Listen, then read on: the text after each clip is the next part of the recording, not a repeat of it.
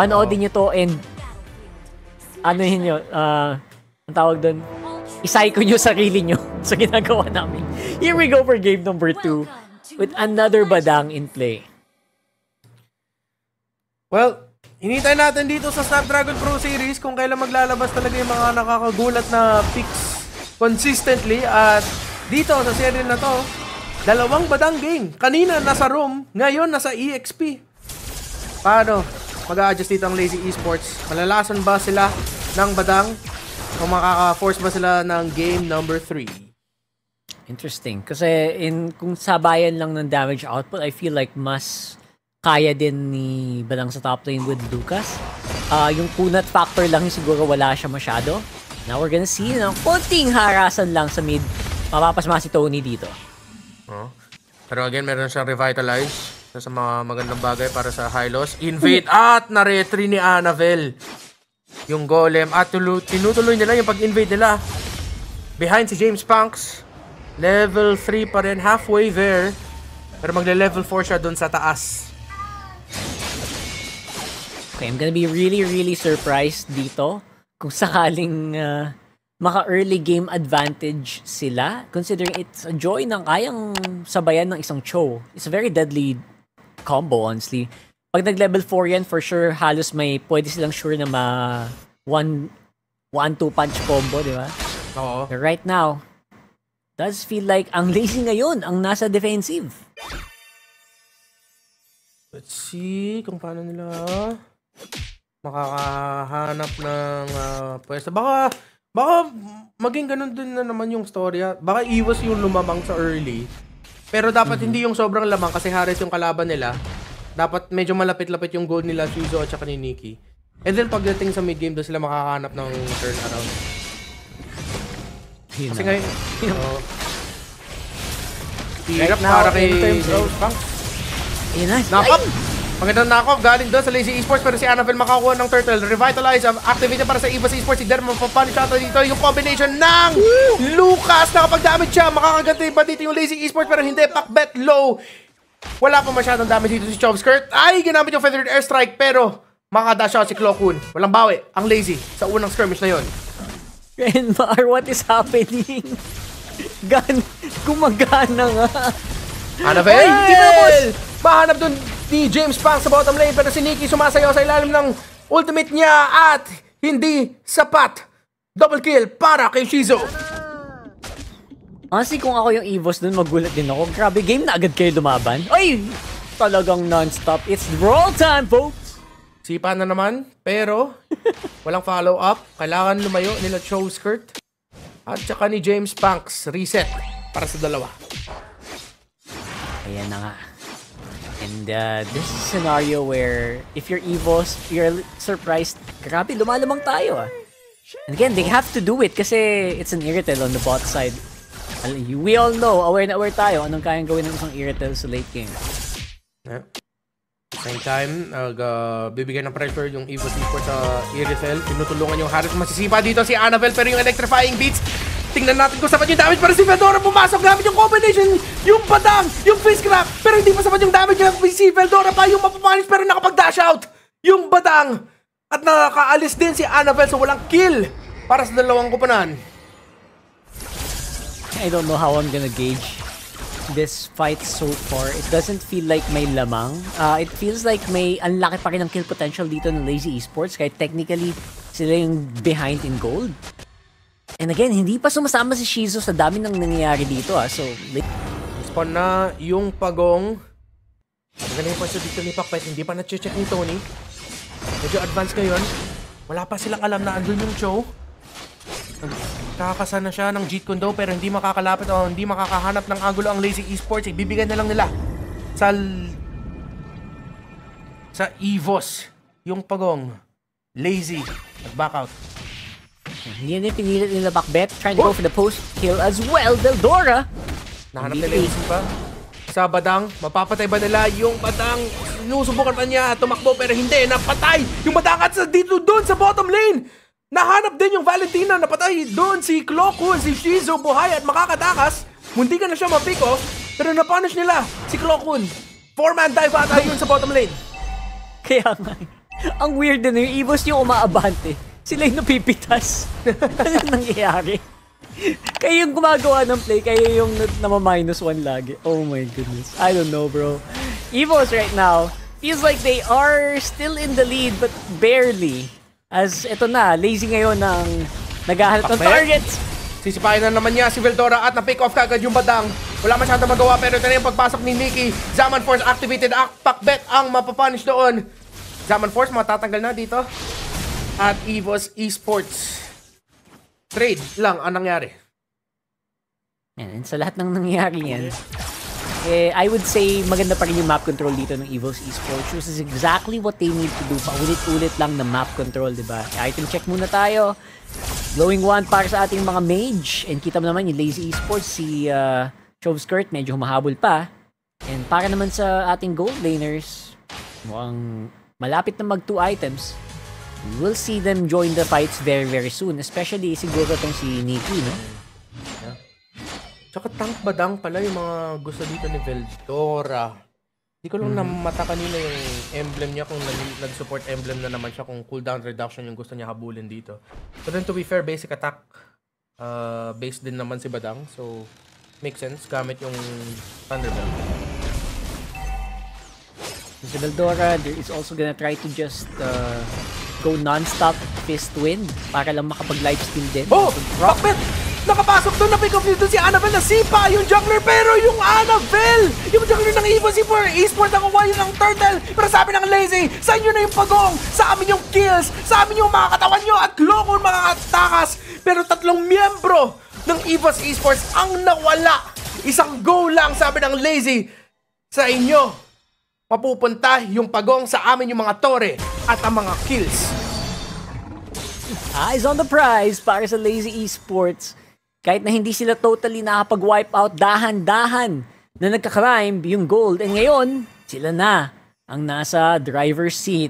Hindi na basta makalakad, hindi na basta makalabas yung EVOS sa mapa ngayon, no? They're really taking each bush one at a time. Pakbet, dapat mag-ingat dito. Baka mahuli siya, mahuli na nga, pero nagamit na yung fist crack, walang ultimate. Ang Badang, Pakbet makakatakas, Chovskirt ginamit yung Feather Airstrike para matulungan yung roamer niya. And 60 seconds on that Lord. Pero for some reason, syempre sila Tony, sila pa rin ay naghahanap ng possible na mapitas doon sa top side. Hindi pa pala nababasag yon. So technically, alam mo, madami pa rin standing turrets yung Lazy Esports na pwedeng matake. Ang problema, si Annabelle, for some reason, ay nabibigyan. Parang siya paulit-ulit na napaprimary target dito ng Lazy. Well, the main objective dapat talaga yung jungler yung hanapin. Tingnan natin kung sa pag-spawn ng turtle, makakasipa na naman si Pakbet. Kung mahanap niya na naman si Annabelle. Pero yung follow-up, paano yung follow-up ng Lazy Esports? Baka dumadaan na sa puntos na baka malason na sila na naman ng Badang. Alam mo, actually, perfect pala ni James Banks, naka-joy siya ngayon eh. Talagang may utilize na yung micro niya, no? Kaya I think, binabantiyan din siya lagi ng EVOS.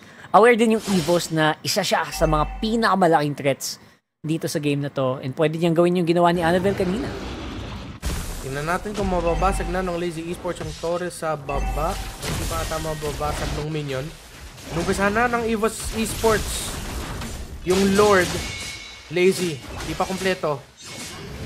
James Banks, papunta pa lang. Nakahawak sila sa gitna. Shizo nasa likod. Pakbet pumasok pero nag-dash out. Hindi masisipa. Ay, si Pakbet mapapanish doon. Pero pagpasok ni James Banks, the man with a million moves. Si Veldora hindi mapipitas. Pero yun, nahuli na nga si Veldora. Wala na rin si Ana para si James Banks. Ang pagkante, double kill. Nahuli yung Valentina. Nahuli rin yung Hylos. Double kill naman para sa Lucas. Sabi ng Lazy, kaya nyo mag-Lucas Joy. Kaya rin namin mag-Lucas Joy. This is the clean Lazy Esports na kilala natin and honestly, kanina pa din natin inaantay. Dahil na ngayon pupunta ang unang Lord ng laro. Ay, masakit.